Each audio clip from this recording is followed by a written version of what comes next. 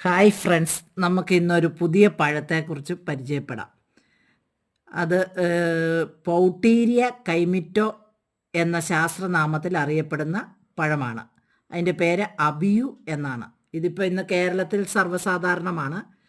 ഇത് തെക്കേ അമേരിക്കയിലെ ആമസോണിയൻ പ്രദേശത്ത് ഉഷ്ണമേഖലാ ഫലവൃക്ഷമായിട്ടാണ് അറിയപ്പെടുന്നത്.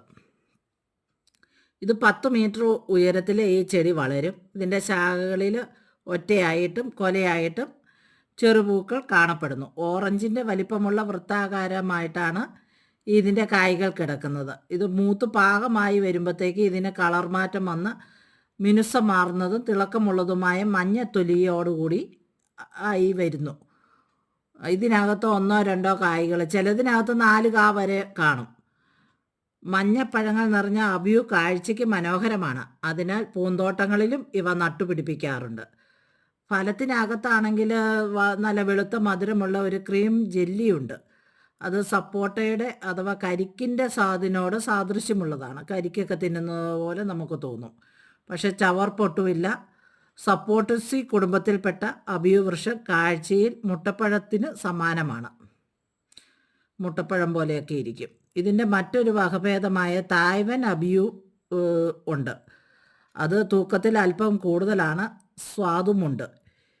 ഇതിനെ മറ്റ് അബിയു ഫലങ്ങളിൽ നിന്നും വ്യത്യസ്തമാക്കുന്നത് അതിന് നല്ല സ്വാദുള്ളതാണ്.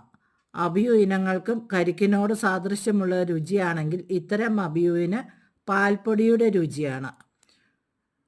വേറിട്ട രുചിയും ചെറിയ മധുരവും കൊണ്ടാണ് ഇവ ശ്രദ്ധിക്കപ്പെടുന്നത്.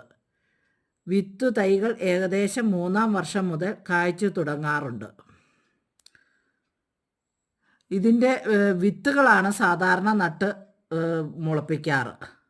ഉഷ്ണമേഖലാ പ്രദേശങ്ങളിൽ വർഷത്തിലുടനീളം ചൂടുള്ളതും ഈർപ്പമുള്ളതുമായ കാലാവസ്ഥയുള്ള സ്ഥലങ്ങളിൽ ഇവ നന്നായി വളരുന്നു. ഉയർന്ന ജൈവ ഉള്ളടക്കമുള്ള നനഞ്ഞതും ചെറുതായി അസിഡിറ്റി ഉള്ളതുമായ മണ്ണാണ് ഇതിനനുയോജ്യം. അബിയു പോഷക സമ്പുഷ്ടമാണ്. Vitamin A, vitamin B, vitamin C, calcium, phosphorus, fibre എന്നിവയുടെ പ്രധാന സ്രോതസ്സാണ് അബിയു പഴം. ഇത് ആരോഗ്യത്തിനും ഏറെ ഉത്തമമാണ്.